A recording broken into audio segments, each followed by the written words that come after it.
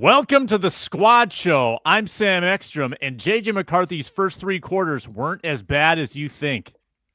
Luke Braun. I'm Luke Braun of Locked On Vikings. Everybody's mad at me about every take I have about this, and it's probably going to be this way for years. Go Vikings. Hey, this is Arif with Wide Left Football. I'm okay. I just hydroplaned into a wall. Luke Inman at Luke_Spinman. Hey, if JJ McCarthy doesn't have to show up for the first half of work, neither should I. See ya. Skol! It's the Viking Squad. Everything Minnesota Vikings every week. Breaking down all the big hits and game-changing plays from the land of 10,000 lakes.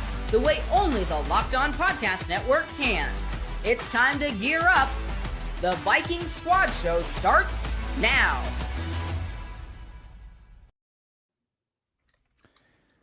Apparently, Luke Inman was serious. He's genuinely gone. Wow. He's actually left us. Welcome into the Squad Show. He's back. He's back. It's the Viking Squad Show, streaming on Locked On Vikings. Find our audio on the Locked On Vikings podcast feed. You met the whole crew. Vikings Bears review, Vikings Falcons preview, bad injury report yesterday, and we will revisit the all-22 of J.J. McCarthy on Monday night. Were the first three quarters really that bad? Was the fourth quarter really that good? We'll give you a balanced quarter really that good and nuanced approach as we get into it for the next hour on the Viking Squad Show. It is brought to you by Prize Picks. Download the Prize Picks app today. Use code LOCKEDONNFL to get $50 in lineups after you play your first $5 lineup. Thanks to the everydayers who tune in all week long. And by the way, special Ron Johnson interview dropped yesterday. Will Johnson, Michigan corner, second round pick, Cardinals rookie, talking JJ McCarthy with Ron Johnson. Pretty cool. Check it out. Nice. That's on Locked On Sports Minnesota. So JJ McCarthy was bad for three quarters and good for the fourth quarter. That's sort of the 10,000 foot view. I would like a little more nuanced discussion. Number one question: are we concerned about the quality of those first three quarters? Does that in some ways outweigh what he did in the fourth? No, they won the game. It was incredible. But are there lingering concerns about that? Or if you're me, you're saying those first three quarters weren't that bad. It was a total system failure. A lot of people screwed up. And I'm going to tell you why. And then you can tell me why I'm wrong. The pick six is inexcusable. You're not going to get me to defend that. Inexcusable. Can't happen. I'm looking at his... I have a question about the pick six if we want to talk about that for Let's get back. Let's circle back to the pick six. Sure. Here's my argument. So you've got three drives that in essence ended in sacks. There was a 3rd and 2 sack. There was a 3rd and 4 sack. There was a 2nd and 7 sack and then they had to hoist the white flag. So 3 drives ended in sacks. I struggle to see where he would have gone with the ball in any of those plays. One of them, he tripped over a shoelace. I mean, that he had the seam, he knew where to get out of the pocket, and he stumbled over a blade of grass. Maybe that was the turf monster, the Soldier Field turf monster. I think it was Odembo's foot as Odembo was falling down. Oh, I thought it was Ed Ingram who stepped on his foot. No? Fair. No, that's fair, actually. No, it was... Sorry, on the Jefferson touchdown that stepped on his foot? No. On the second sack. The second sack where he stumbled and somersaulted when he had a bunch of room to run. So first and second drives, they ran it was run, pass, and their coverage sack. Third drive was good. He had a pass that generated a big flag on right, had a good scramble, and then Jefferson drops the ball on 3rd and 8. There's nothing wrong there. Second drive, or fourth drive, had a first read throw to Hawkinson, had a 3rd and 5 throw to Jefferson, where Jefferson messed up. He didn't settle at the sticks like he should have. He settled 1.5 yards short, caught the ball, and got tackled. That's not J.J. McCarthy's fault. Fifth drive, again, I look at a 1st and 20, pass batted. Okay, put that on him. Batted pass, not good. Great throw to Naylor on the 6th drive, set up the field goal. Pick 6, terrible. That's easily the biggest mistake with a bullet. 8th drive, coverage sack. 9th drive, Thielen drops the ball on 3rd down. Like I struggle actually to find a lot of really clear negative plays that JJ McCarthy made. I think the coverage by the Bears was excellent. And I think that his receivers did him zero favors, and the running game did him zero favors early on in that game. So Luke Braun, I know, had the big story yesterday. You broke this down. You looked at the film. How much do you disagree with that take, that it really wasn't as bad as it seemed? I think you're not looking at details enough. I think generally, like, okay, he took a sack, and that sack wasn't necessarily his fault, or it wasn't like he was missing throws or doing anything super obviously terrible outside of the pick six, which was obviously terrible. But so I did a big, long Patreon video at patreon.com/LukeBraunNFL about this, and every time I found myself critiquing McCarthy, it was something small. It was one of the big ones was the drop back depths were inconsistent. That matters a lot, especially to the tackles. Hit like some to 12 yards, some to 10 yards. Not hit on the 10 yards. They're supposed to be 9 or 10, and they were always a little, like, or not always, but they were too often a little deeper than that. Yeah. And McCarthy corroborates this. He went on the podium yesterday and said, like, at the top of his drop, he wants to, like, be more precise about that. So, like, that's not ideal. And what it means is the whole thing takes a beat longer to get the ball out. It means that it takes a beat longer to get into that part of your read. It means you're a little bit further back, and that's that much more space that the tackles have to cover, which makes Justin School's already terrible night look even worse. Which, by the way, like, ESPN said Justin School had a 100% pass block win rate. What? That's, you got to fix your robot, fellas. What? I was losing my That's mind. not right. Like, that can't be it. I was like looking through it. I was like, oh, cool. Brian O'Neill, 100%. Vikings never won a pass block win rate. Oh, okay. Donovan Jackson, I think he also had 100%. I was like, I agree with all of this. And I look up and I'm like, hey, wait. Did they miss one? Did they miss a couple of? Okay. Well, that's not all right. I hate that stat so much. Wow. But it's like the devil's in the details here. And you know what? That's a nice thing to be talking about, which is why I'm not, like, concerned. I would be concerned if it was, oh my God, he could not stop throwing it to the other team. He had the pick six. He moved on. He never made that mistake again. Hopefully he never does for the rest of his career. Hopefully that lesson is learned. If he was just, couldn't hit anything, if he couldn't read the field, if he was holding on to the ball, staring down his first read, like a lot of young quarterbacks do, like, that would be much more concerning. This is like, okay, you got to fiddle with the details. You got to get a little bit more precise, a little bit more comfortable with your drop back depths, with your mechanics, and with, like, the technical aspects of quarterbacking.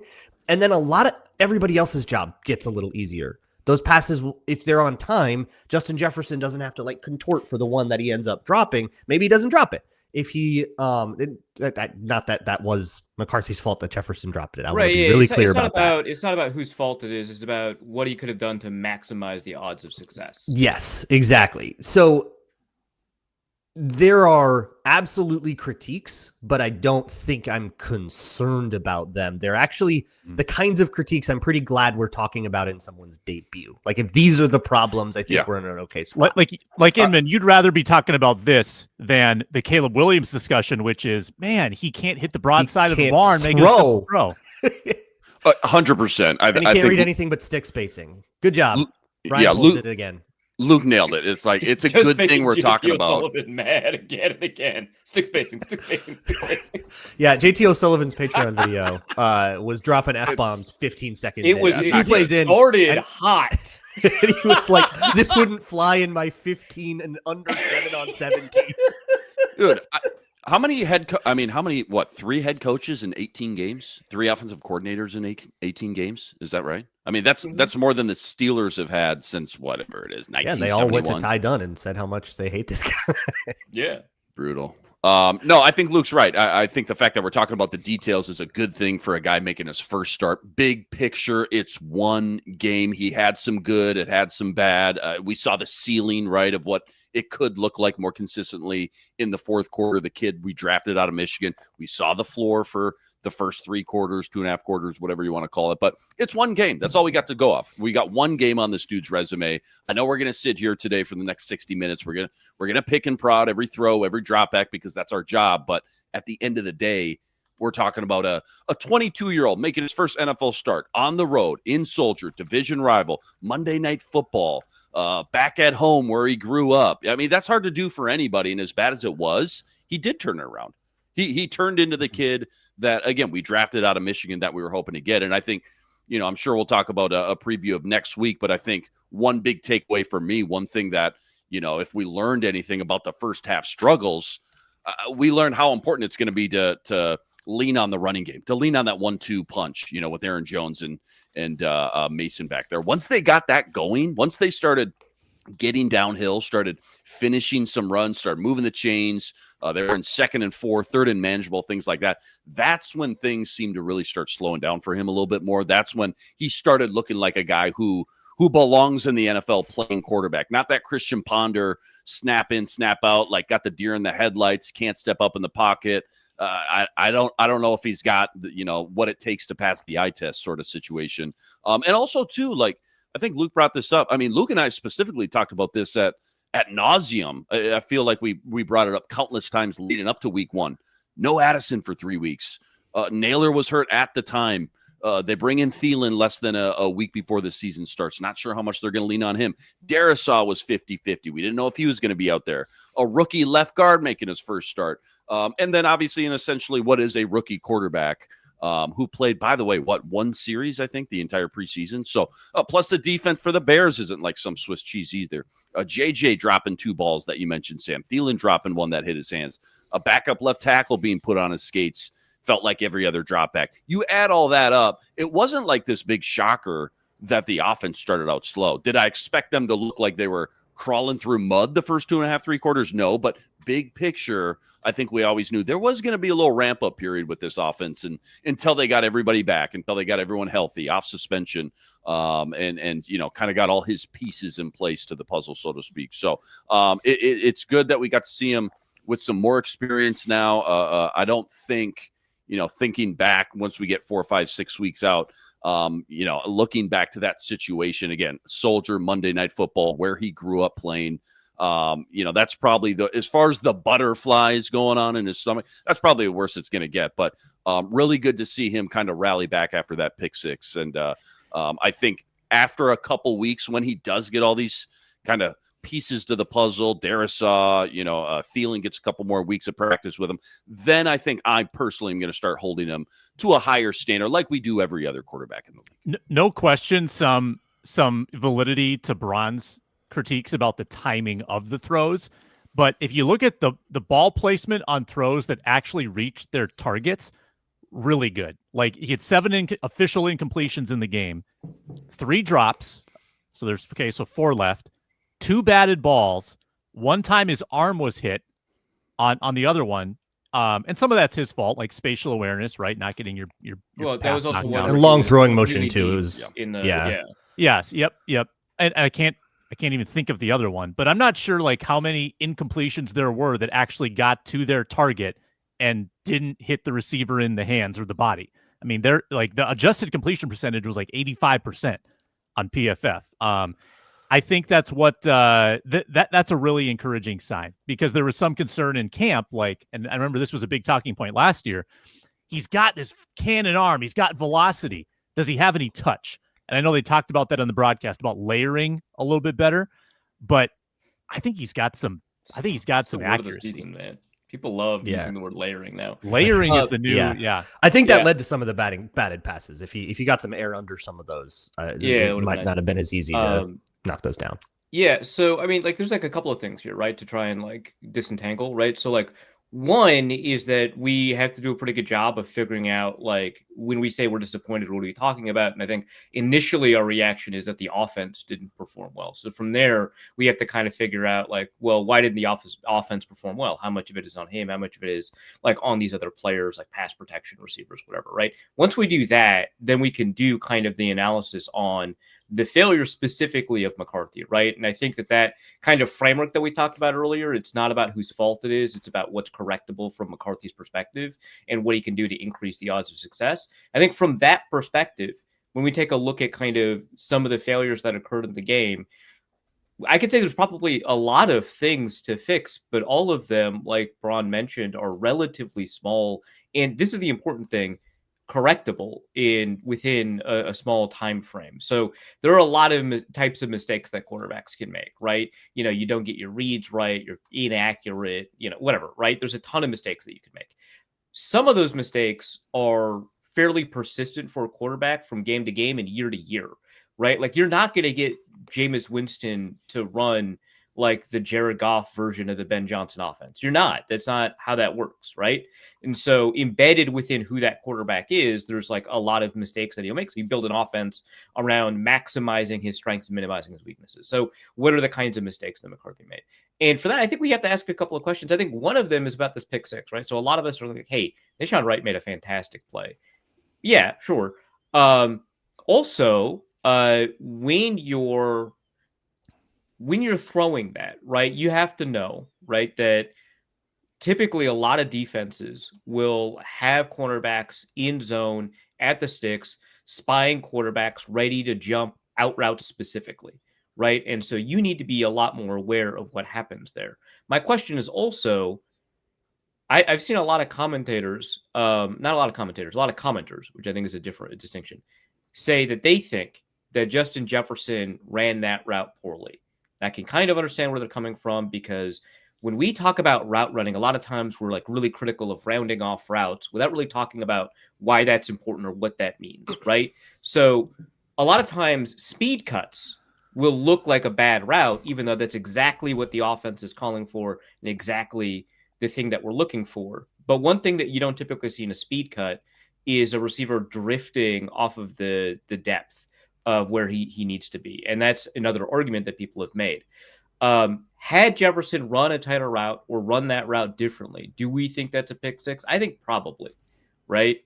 I think it's really difficult for him to run a route where the ball placement would be improved to prevent a Deshaun Wright interception. Yeah. That one, I mean, he was breaking on that thing before it got let go. I don't think you could carve that to safety. Yeah. So I think maybe there's Jefferson had an uncharacteristically average game, right? Also, like the time maybe this is the other incompletion, Sam. When Jefferson was in motion in the backfield and he slipped and he was clearly the primary target, and JJ had to just like give up on that play. Jefferson just like fell down. He's like, oh, well, that was the whole play. All right. And so he just like chucks it deep, and it's like, yeah, I can't hold that against him. But I think primarily, like, I think it's fair to just be like, hey, for 3 quarters, things weren't clicking. I think it's fair to say from a process perspective, right, going forward, we may not see the most efficient quarterback play in the world, right? But it's also fair to say none of this was alarming in the way that Caleb Williams' game was like alarming, right? Williams is like missing obvious reads. There's moments where with McCarthy where I'm like, hey, I think it probably would have been better to start your read at the other side of the field. I think maybe the pick six actually is a decent example of that. Mm-hmm. But for the most part, it wasn't like this is a blinding error, right? In fact, the biggest missed opportunity on like an open deep throw was one where School gave up the pressure way too quickly.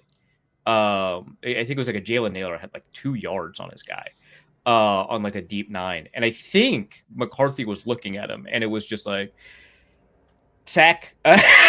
Whoops.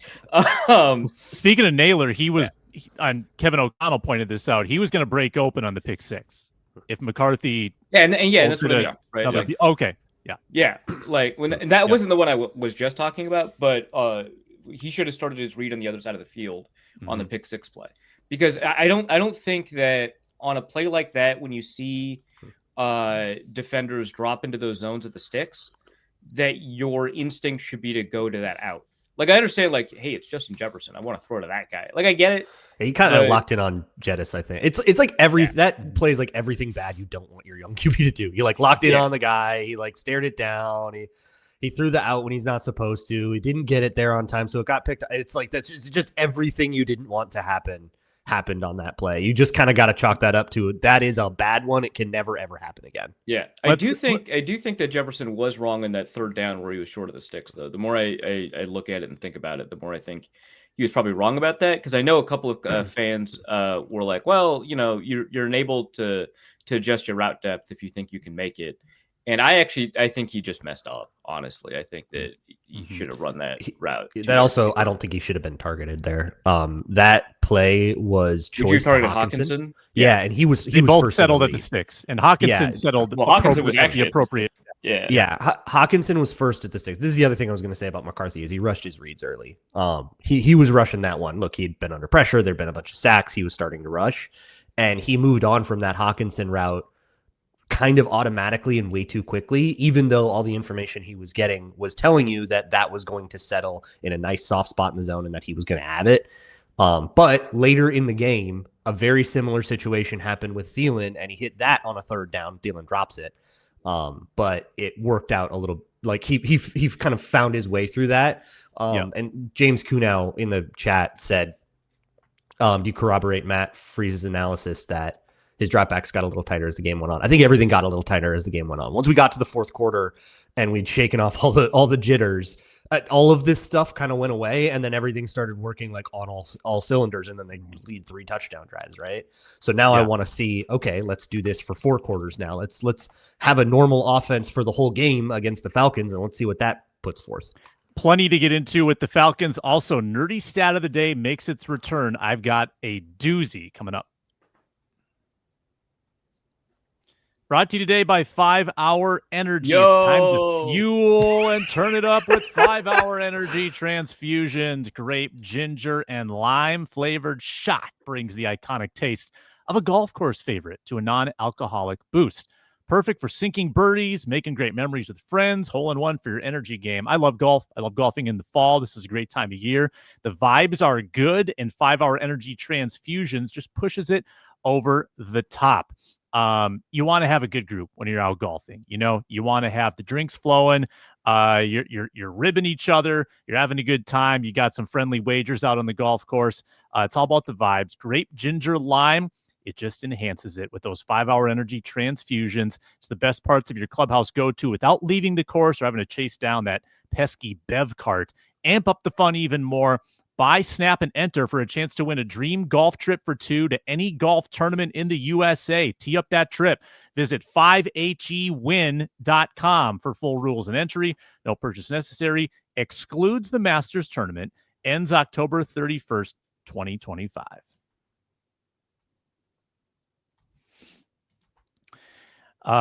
Let's get into America's favorite staple.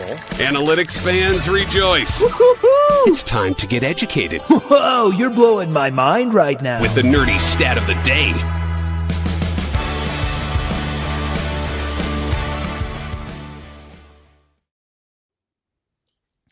All right, stick with me on this one.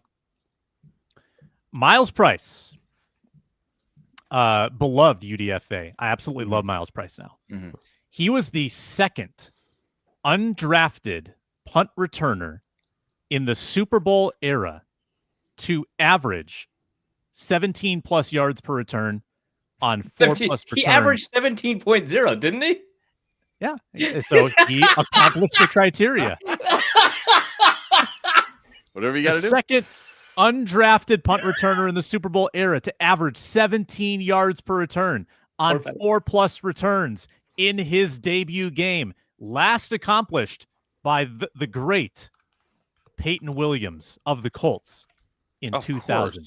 Yeah, naturally what I think of Peyton Williams from the Colts. That's the one that the most famous Peyton from that team. Yeah. That's right. He leads the NFL currently in total punt return yardage, and I believe if you use minimum 2 punt returns, also in average.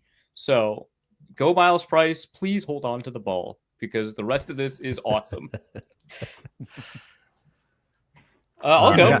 Yeah. I'll we're number 1 in ESPN pass block win rate. Let's go. Let's go. After some schools, great performance. Great performance on prime time. Elite offensive tackle. Just trust us. We're back. Number 8 in run block win rate. Which, okay, if you say so. I believe you. Sure, why not?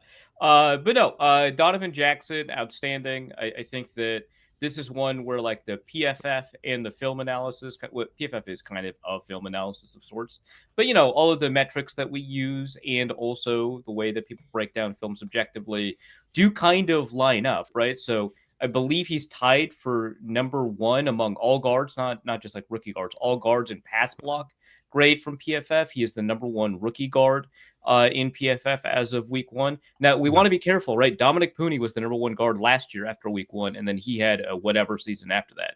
So there's more work to do. But, hey, this is pretty good. I would love to be wrong about my take. Yeah, right. Only rookie guard with no pressures allowed of 7. Yeah, look at that. Look at him go. Great. That's and at the same time, I don't know if I agree with that, but okay. It was a good game. Great game. Great game. The no-hitter, I got a couple of gripes. Well, it depends on how much you blame, because there was a really late pressure that he gives up on a stunt, right? Yeah. On a pretty deep on a shot play. So Yeah, so it depends on how much you want to. I don't know why PFF didn't. Maybe because it was a stunt. There's also one where he gets absolutely cooked and just school gets cooked faster. So somehow giving both those guys a 100%. Like what did they chart happened on that? So ESPN gave both of who gave up a pressure according to ESPN.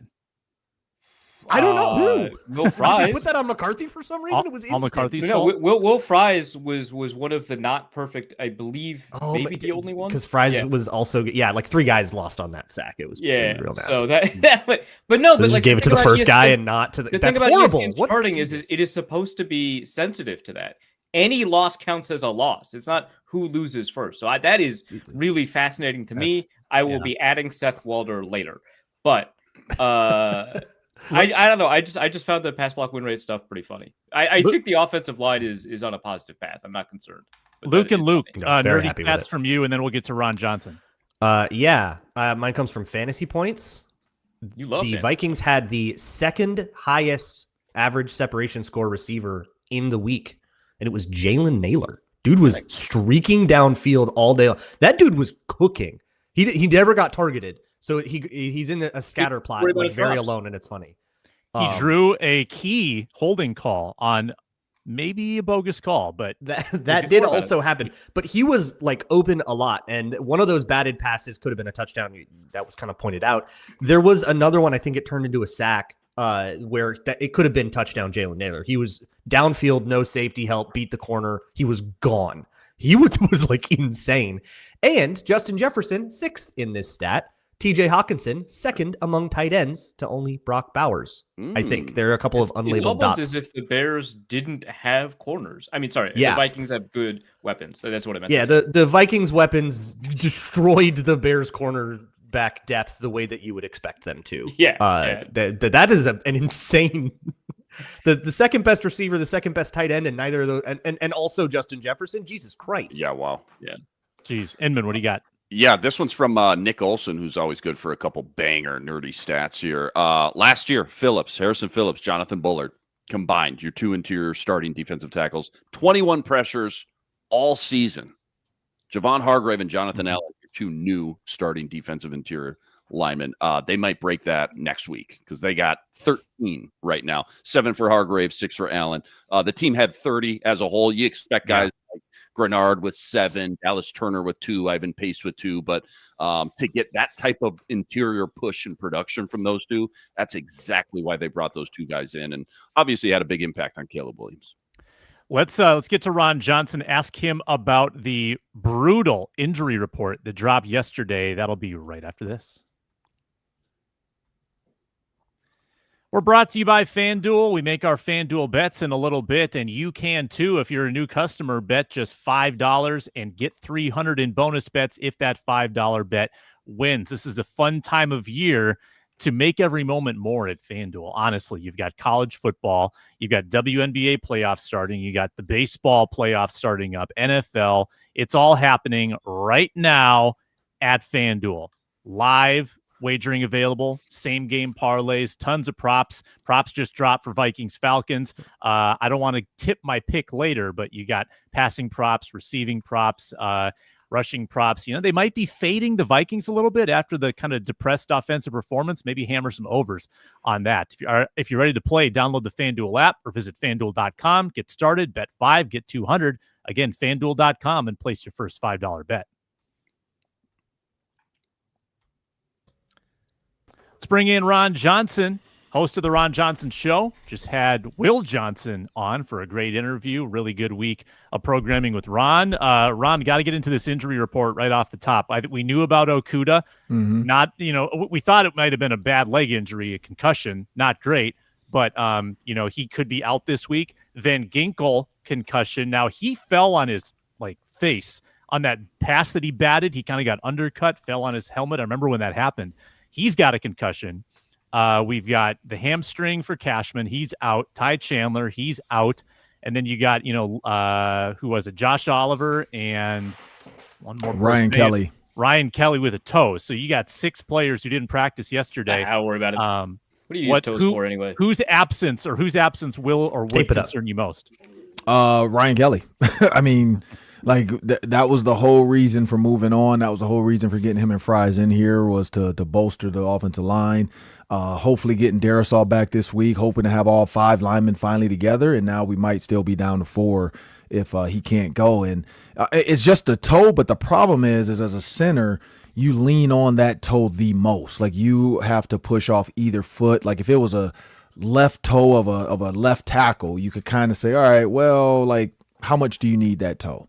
But when you're the center, you have to go both ways. You have to be able to move left, move right, depending on how bad it is. Because remember last year, Blake Cashman had the turf toe thing and he was out for a couple weeks. So depending on how bad it is, that's troublesome. And honestly, we talked about this. Kwesi, when he got all these guys in, it's a lot of injured guys from this previous season. So it was a buy low, sell high type of purchase with a lot of these guys. And that was our hope all offseason. Can they stay healthy?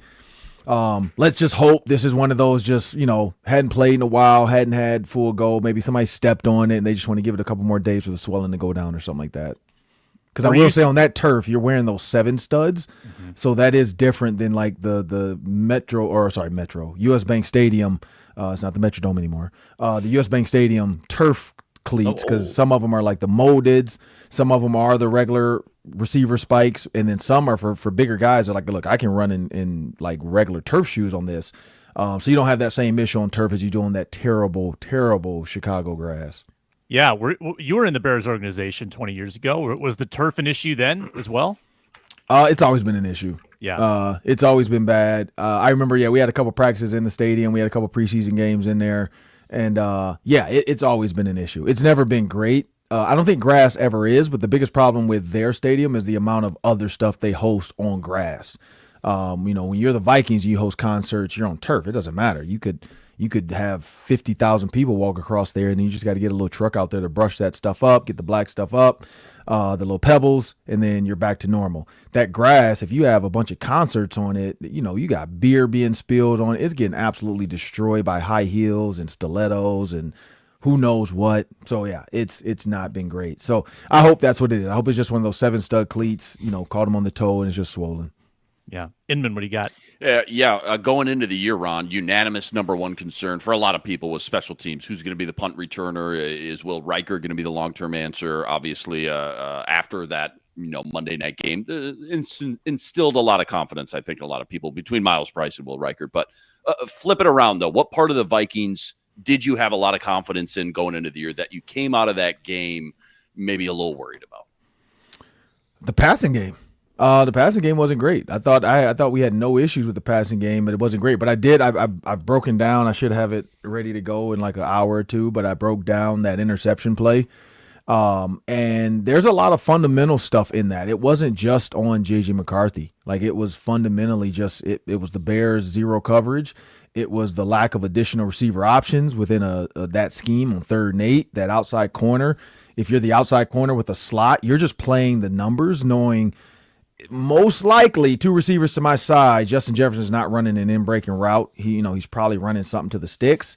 Jalen Naylor is probably the go route guy or the deep guy. And so I think if they had flipped that and Naylor was the out route and Jefferson was maybe the go, you could have seen that corner maybe cheated, thinking he could break on the go, and Justin Jefferson's wide open on the fade route. I think Kevin O'Connell was trying to play the odds and just say Justin Jefferson on it. I would have rather had Justin Jefferson against Nahshon Wright on a fade route if I'm going to do that on 3rd and 8. So that was troublesome for me a little bit. And then number 14 was in the game as the additional blocker, and he chipped and then released. He should have just went straight to the flat knowing it was all-out blitz, zero coverage. The safety was covering him. He's wide open if he runs just flat right now. If he doesn't chip and just runs straight through to the flat, he might have hit his head on the goalpost, because the safety would have had to come from depth to try to make a tackle to stop him from he at least gets a first down. And that's the one thing that like neither of those DBs could have broke on a flat route, because they were both at about 8 to 10 yards. So he was supposed to get out there, but it looks like his chip just pushed him too far into the end zone or to the backfield versus being able to. So the offensive passing game to me was troubling.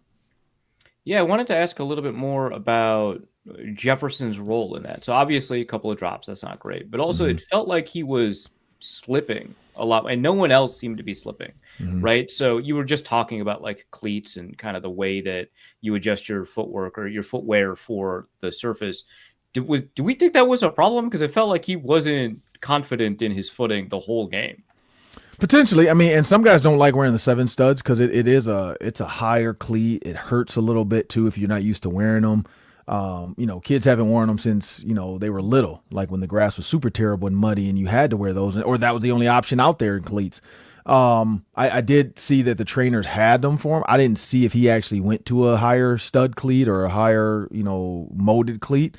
Potentially that could have been it, but also lack of just reps. He hasn't been out there for a while. He missed most of training camp. So it was the growing pain of that too, of just not having the normal time to get used to him and JJ McCarthy, normal time of him getting used to running full speed routes again.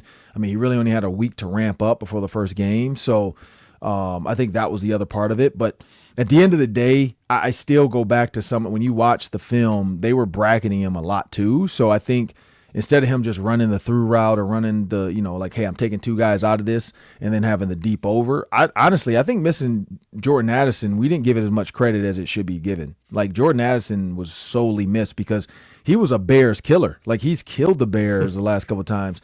And so his speed, his ability to get deep, you didn't see that utilized. And I don't know if it's the trust in the other guys. I mean, JJ McCarthy and Jordan Addison clearly had a great training camp together. So I put a little bit on that too. Like his absence is probably missed more than we gave it credit for. Yeah, I was going to ask you about all the receivers. I don't know if you were here when I gave the stat about like separation score. Naylor and Hawkinson and Jefferson all had great separation scores. But did you see the Naylor game? We might have something going on here. What do you think? I have not watched it all yet. I just watched I got up to, I think I'm up to like the 3rd quarter, maybe right now. And I'm really just trying to break down plays to get ready for Sunday night. And so I have not looked directly at Naylor. I will say, like on that interception, if he throws it to Naylor, it's a touchdown. Like Naylor, both corners sat on that route. They both were thinking sticks. And Naylor on that corner, and he had time. Like there was nobody in his lap yet. So he could have just taken a hitch and thrown it high into the corner, and Naylor is fast enough. There was no safety back there. He knew that on like if you watch, he's like telling Aaron Jones, you should have been out there right away. Why are you still back here in the backfield? I think that would have shown the Bears' hand a little bit too, because the corner or the safety, one of those two would have had to run out there and guard Aaron Jones and shown a true single high zero option, because you would have had to figure out, okay, wait, you got 2 corners here, 1 safety, 1 DB here. Who's covering this guy in the slot? Number 9 is blitzing. Brisker was blitzing. So it had to have been that safety. Like you would have had to figure out, okay, this safety has to cover this guy. And maybe that helps JJ McCarthy out pre-snap, maybe a little bit. Aaron Jones then ran out there, then motioned back quick because he's like, okay, I need you back because it looks like a zero blitz. So I just don't think it was rushed. It felt like it was rushed. But Naylor was wide open on that too. Like his corner route, there was nothing stopping him back there from making it if you just throw it up. That's what I say. I think honestly, and maybe this is just time together, if that's Jordan Addison in the slot on that play, I think he throws the corner out to Jordan Addison 100%. Like he was so comfortable with Jordan Addison and trusted Addison and trust his speed. I don't think he's truly comfortable with Naylor yet, because there wasn't a lot of like stuff they did, before that. And then Naylor got hurt, like I think during the Patriots week. So there wasn't a lot of time for those two to like really get comfortable the way he got comfortable with Addison. Specific to the Falcons, Ron, I mean, another, again, injury report you got to watch closely here, because if Okuda's out with a concussion, well, now you're down to McGlothern as your starting CB3. Okuda, by the way, only played 16 snaps, so maybe it's overblown how much the CB3 was going to have an impact, but you're shallow at corner if you're the Vikings. The Falcons have, injuries potentially to London and Mooney. Yep. Watching that, but how are you going to be watching the Vikings pass defense against their passing game with Penix at the helm? Well, they have Mooney, London, and Casey Washington has a concussion as well, the other receiver. So, and sorry, your question is how am I going to be watching the corners?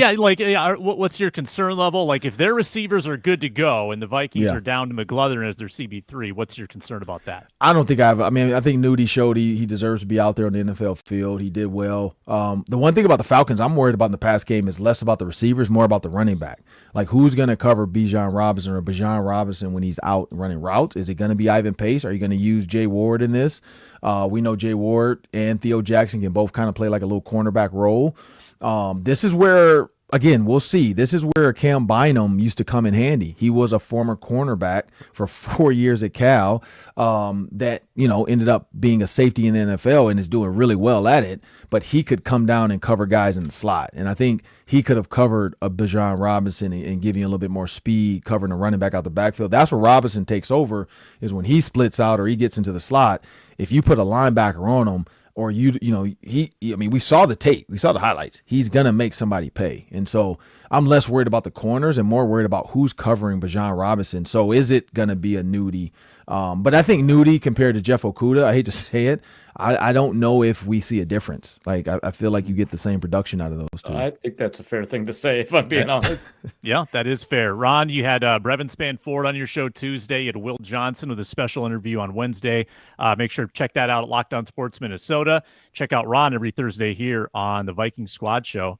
And Wednesday on the Viking Squad Show. He's all over the place. Thanks a lot, Ron. Good stuff. Hey, I'll tell you all this, though. Keep an eye on third downs this week. J.J. McCarthy, I feel like, from what I'm hearing, Kevin O'Connell is kind of now prepared to give him a little bit more indicator. Because, again, I think he was giving him indicators that some of the guys were not lining up when they were supposed to be pre-snap. And so you have to help a rookie out like that. So I think this week it's going to be really, dialed into getting guys out. Hey, let him see the coverage, then motion. Let him see the coverage so he can then decide what the protection should be. If you watch when he's frantic or he's looking up at the clock, he doesn't have time to do what he wants to do. And I think that's a little bit of the problem, where maybe an older guy just goes with this is our bread and butter. He doesn't have a bread and butter yet. He doesn't know what bread and butter is for him. So he doesn't know what to quickly check to when the heat's coming and the clock's running down. Zero blitz. Most people are going to check to something knowing I got maybe corner fade even. Because look, I know what these two guys, let me just go corner fade. Let's not even waste time. It's 3rd and 8. You're in field goal range.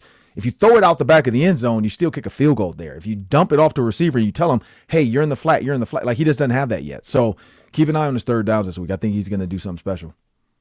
Love it. Love the intel. Great stuff, Ron. At 3Ron Johnson on X. You're the best. Appreciate it. Thanks. One more pause, then we've got we'll do a 4-minute drill of our own, go around, talk keys to the Falcons game, plus our FanDuel bets for week 2.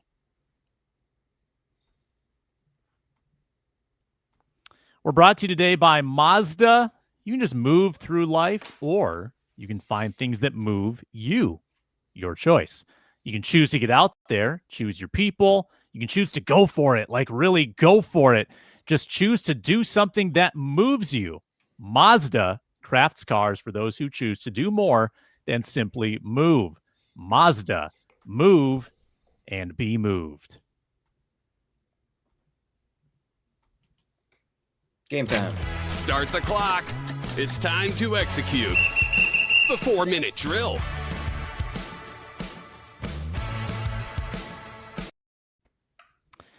Four-minute drill. We're talking Falcons. Keys to beating the Falcons on Sunday Night Football. Let's start with Inman.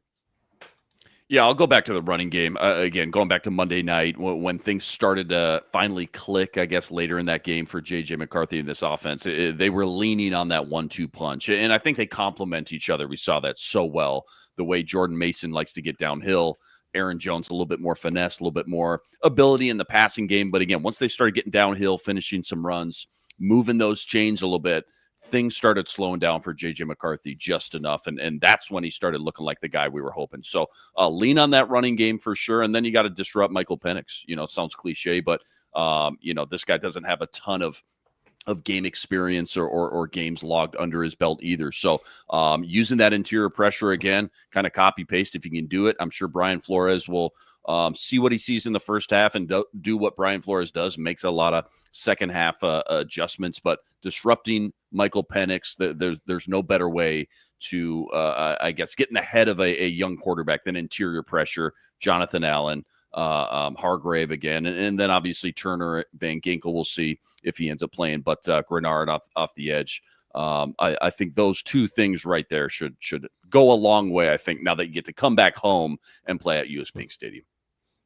Arif. Yeah, sorry. No, if you have something, go ahead, Ron. Go ahead. It was related to Luke's. Because I talked to Aaron Freeman of Locked On Falcons on the crossover this morning, and he is extraordinarily concerned about the state of particularly the interior line. They are missing their starting center. They're missing Caleb and Gary. Their starting center is it's like a Rashad Hill situation. It's like an undrafted rookie or undrafted player from like 4 or 5 years ago that's getting his shot. They didn't have a plan for losing Drew Dahlman, is what I'm hearing. They kind of just rolled this guy out there, and they're not very excited about it. And then of course with Caleb McGarry out too, they're pretty worried about that. They do not feel nearly as good about their O-line as the Bears did. And I don't think that you would call this a better O-line than the Bears. And you saw what guys like Allen and Hargrave did to the Bears. Yeah. So that's going to be a big, big key for the Falcons, is being able to find a way to stop that pressure. And by the way, Brian Flores still has every card up his sleeve, because he didn't really call the most exotic blitzes against the Bears either. So I don't keeping Michael Penix upright and stopping the offense from totally truncating is going to be a big key for them. I don't really know how they're going to do it or what their philosophy is for that. Didn't call Betty blitzes until the second half anyway, right? So, yeah, I mean, I think that it's kind of a moment to kind of reset and calm down and pay attention to kind of the timing of the offense and not panic, because they don't have a pass rush. I was looking through their pass rushers, and I was like, who are these guys? It's a big rotation, couple first round picks that aren't ready yet.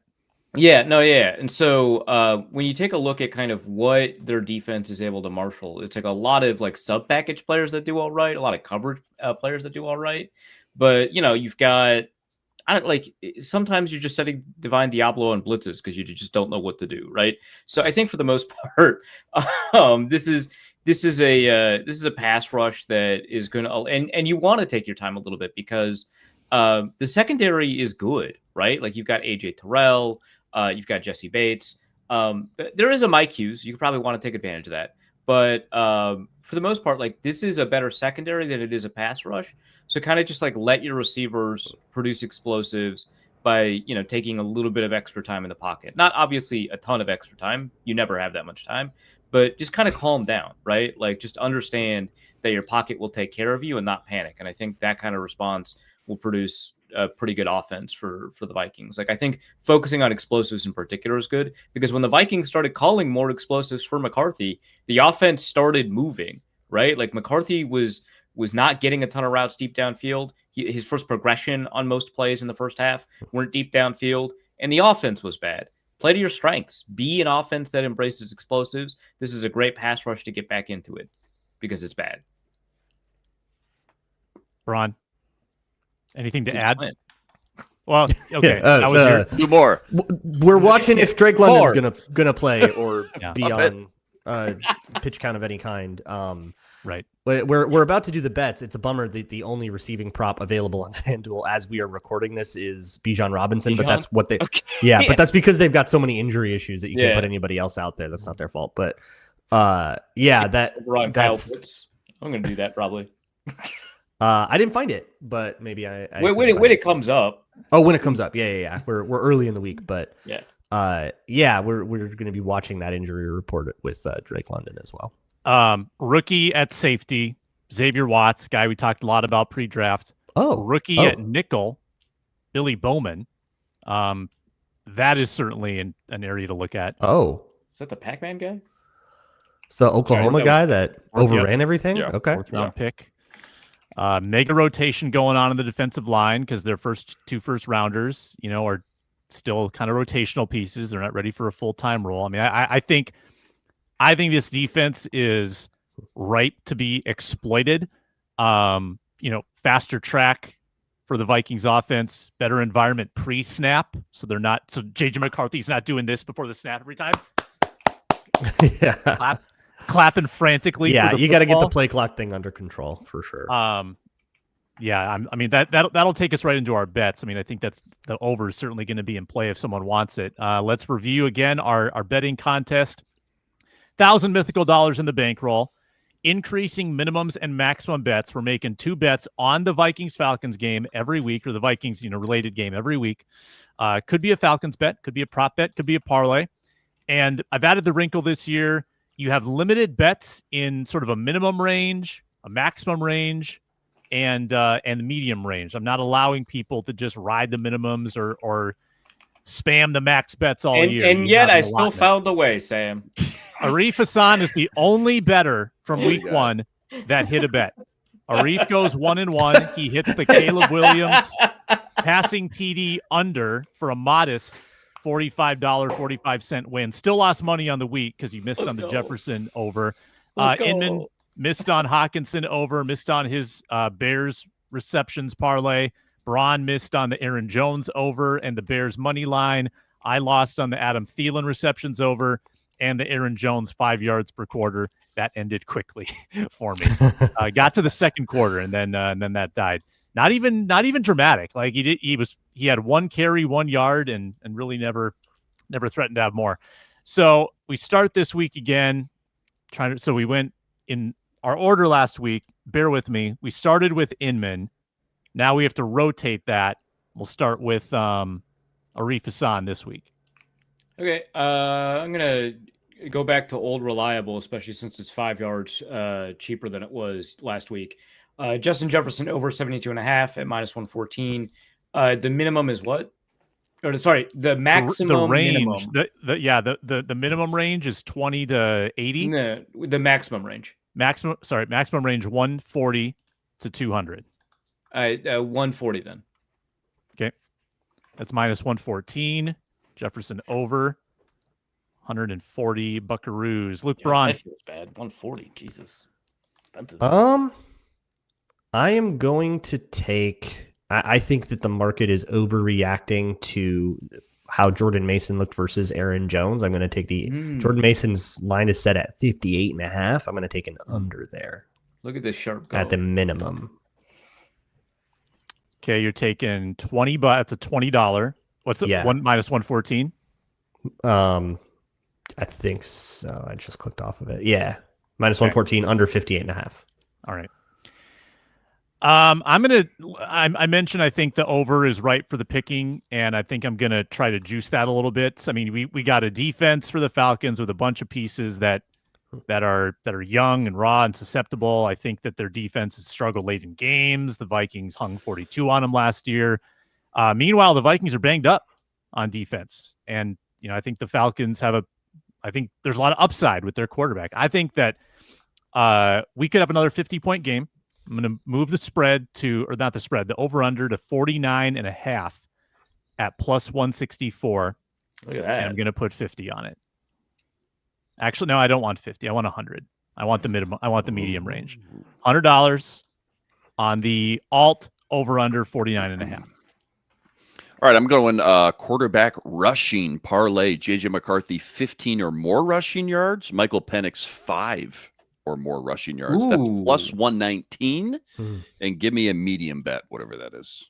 100. Oh, I like that you found that. That was good. All right, so that's between 80 and 140. Give me a number. 80 and 140. Give me a hundo. Okay.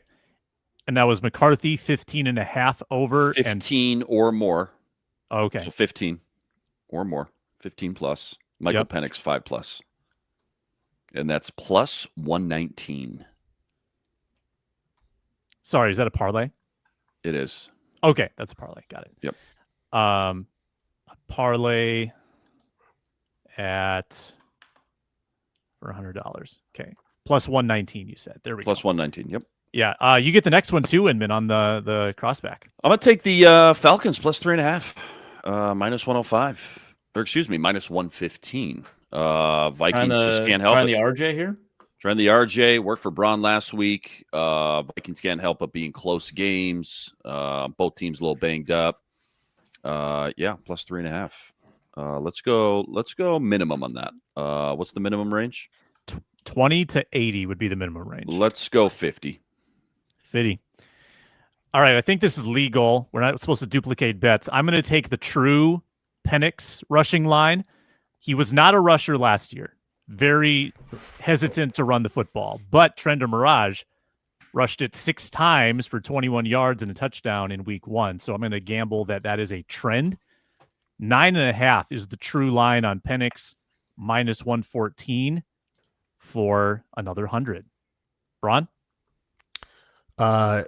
Last week, I took the Bears money line at the max. I said that was a reverse curse move. It appears to have worked because, boy, some devil magic was in the air. So I feel obligated to do the same thing. Atlanta Falcons money line, plus 154 at the maximum. 2 RJs in the same betting period. I like that. Interesting. Yeah, so I'm doing this every week. I'm as much as I possibly am allowed to bet on the opposing money line. You all are welcome. Yeah. So I'm gonna pull a Sam and do a multiple half bet where it feels right, but it's just not gonna work. Oh my God, they're giving money away. Look at this. He only needs 5 yards every quarter. He only needs 5 yards. How hard could that possibly be? Second quarter. So dumb. And it's plus money. It doesn't make sense. I looked it up when I sent the stat into the chat. And I was like, hey, this doesn't happen. Happened like 4 times last year. Yeah. So I am really concerned about the Vikings defensive injuries, and in particular Blake Cashman, right? Who would he often line up against? Bijan Robinson, right? And obviously you got some safety depth issues. So Bijan Robinson to record 20 plus receiving yards in each half, which I haven't looked up, but he has very rarely recorded 40 plus receiving yards in a game anyway. So it seems like this is a pretty difficult one. It's plus 470. I'm going to take, what was the minimum medium of 80? 20 to 80 or 20 to 79.99 technically. Yeah, sorry. The medium minimum was 80. I'll take 80 then. Okay. I was gonna say that had to be juicy odds plus 470. Yeah, plus 470. That's a good Robinson had, I saw 107 yards of yak and 100 actual yards last week. Yeah, that sounds correct. Yeah. Oh boy. Well, hope the corners can tackle. Anybody got any observations on that from last week? Well, at least Nudie can play instead of Akuda. Oh God. Yeah. Did he have any tackling issues in the preseason? Oh boy. we got a couple minutes. What did you guys make of the tackling, or in general, just sort of the I thought the physicality up front was good. I thought the physicality. They just missed Caleb Williams a bunch of times. I feel like that's pretty hard for other teams to replicate. Yeah, I think Theo. Kind of what he does. Theo missed one. Yeah, you had a really spicy one from, I think it was Okuda that he looked like he missed, but ended up getting a shoelace, and it worked. And then, I'm thinking of the preseason game where there was like a missed tackle. How many tears did you shed when you saw not only did Bynum get a pick, but also had a sweet celebration? Oh, that was sad. I may have saluted in my living room. I might have cried. Yeah. It was I can't remember the dancing group. It was inspired by, again, like old school move brought back to life by Was it Bynum. a movie? Was it like a music video kind of thing? Are you pulling it up? Trying to. I can't remember it. Someone else has got to talk while I'm looking this up because I can't. No, I think the dead air is actually pretty good. Goes viral with his C Nova dance celebration. He's still at it. Good man. C Nova? Am I old? What is this? Well, yeah, but do kids still drink these energy shots? back in my day, we had a soda called Volt. It was bad. So then we went with. You mean Jolt, Grandpa? I just Wikipedia. Yeah. Who? Yeah. You say Wiki? No. We had a question earlier. In my day, they said Wikipedia wasn't real. You couldn't trust the sources. My day, we donated to Wikipedia. Anybody can edit it. We had real encyclopedias. The offensive line run blocking with Darrisaw presumably back in the mix. Let's also say that Ryan Kelly's okay. Like today's injury report's a bigger deal. Yeah, let's evaporate all of our. Let's just be positive about this. For sure. A guy that has never had another lower body injury before. I'm sure he's fine. Is the run like optimism? So what Darrisaw or Kelly? Kelly for the moment, who's got an unfortunate history of this, but let's say that all five are there. Pretty optimistic about what this line can do blocking wise. Yeah, once you get all of them healthy, absolutely. but that's kind of the rub. The reason that some of these guys were acquirable at all is because it wasn't a talent question; it was a health question. But yeah, no, if they're healthy, I'm really, especially against this defensive line. Who do they have? It's fine. Don't worry about it. I'm comfortable with the offensive line when it's healthy, especially against kind of what they're going up against. Like maybe in London against the Browns, like we're gonna be worried about Myles Garrett kind of no matter what. But like this game, yeah, we're fine if they're healthy. Kind of concerning that Darrisaw didn't play. Like after all the ramp up, after all the reps he took in camp, and then making the trip. Like he actually made the trip. There was belief that he could have played and then didn't go. Like why was there? I think that was gamesmanship. I think they were. I think that was Darrisaw. I saw something. I don't know if it was verifiable. I don't know if you guys saw the same thing. That like the decision was made like before that whole big workout. I think they were just kind of messing with the Bears by bringing him. How do we feel about the secondary without Harrison Smith for presumably? I mean, it sounds like the next two games. Maybe. Yeah, guys were open all day long. They didn't put him on the IR, so like I know that they didn't throw for a lot, but Caleb missed a lot of. Well, that was a Caleb issue. Michael like Penix there were a lot of looks. open receivers for him to miss. Yeah, if Michael Penix has those looks, that's a huge concern. Like it's gotten to the point like Caleb was so bad at hitting guys or just missing them in his read entirely that you've got the Caleb Williams industrial complex coming out here and being like, well, actually. DJ Moore was wide open, but only two quarterbacks would have been able to make that throw. And you're like, no, that's wrong. It was like Ryan Fitzpatrick. And that was Fitzpatrick. Yeah, by the way, quarterback who can hit that throw, like historically, has done that. Yeah. Well, I guess the argument is that like that DJ Moore changed his route, so he would have had to like change his trajectory mid throwing motion, and like only Mahomes can do that or whatever. But yeah, that feels like some pretty stretched out cope. Yeah, no, but like Michael Penix is gonna hit a lot of these open guys. The good news is the Bears receiving core is better than the Falcons receiving core, so there is that. But no, I'm super concerned. One item on this, and we asked all season, or all off season, how is Josh Metellus going to be utilized? And especially without Harrison Smith. Well, so look at last year, Week 15 against the Bears. I think just like keep hitting him. Against the Bears, Week 15 last year, Josh Metellus played 37 snaps in the box, 2 at free safety. That sounds about right. On Monday, he played 47 snaps at free safety. Don't love that. Yeah, Ryan Kelly is the correct answer for who we should be most worried about because of the drop off, right? From him to Juergens, but missing Blake Cashman and Harrison Smith on defense, and again, we all like what we saw from Eric Wilson. I'm sure he's going to be capable enough to wear that green dot. Maybe it's Ivan Pace, I guess. I don't know, but the communication stuff, the pre-staff stuff, the pre-snap alignment stuff.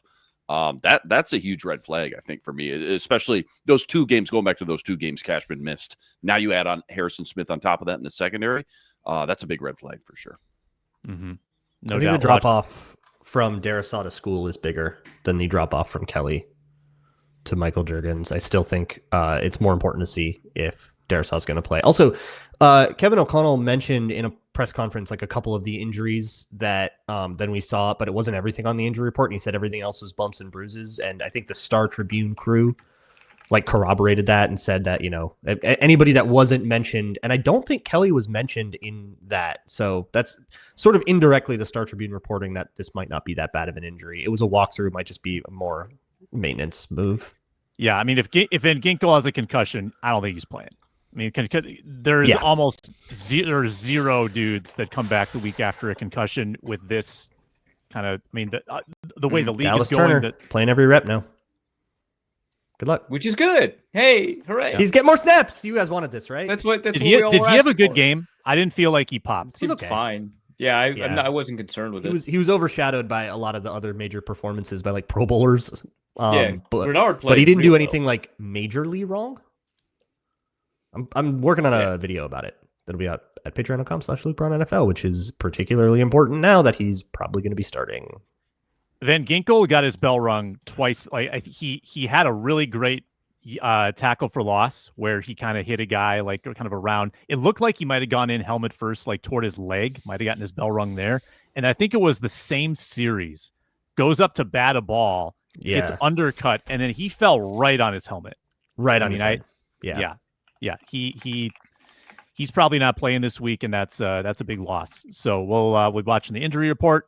We'll have Gophers postcast at 1 a.m. Saturday night. Inman. 1 a.m. sounds about right. Yeah, 1 a.m. And then West Coast, 9:30. Turn around the next night. The next night and do it again. Let's go. Vikings Falcons. Get your coffee. Get your coffee in you. That's all for the squad show. Thank you for commenting. Thank you for subscribing. Get this channel to 10,000 subscribers. Let's do it. And check out all the work that Luke Braun does on Locked on Vikings, Arif Hasan, Wide Left, Luke Inman on the postcasts, and myself. I'm floating around. I'm doing the squad shows all week long, also on the Ron Johnson show on Tuesdays. Thanks a lot for watching. We'll talk to you next time.